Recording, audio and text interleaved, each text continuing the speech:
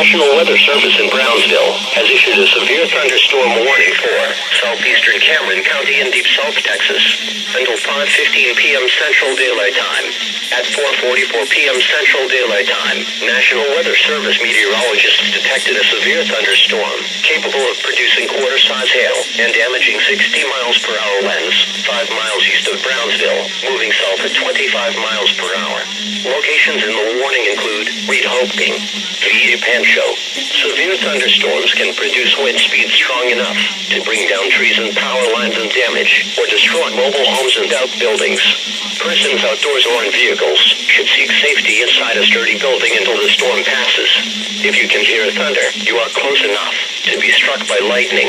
This line of severe thunderstorms may produce brief, short-lived tornadoes with little or no advanced warning. Be prepared to seek shelter should a tornado be observed or a tornado warning is issued for your area.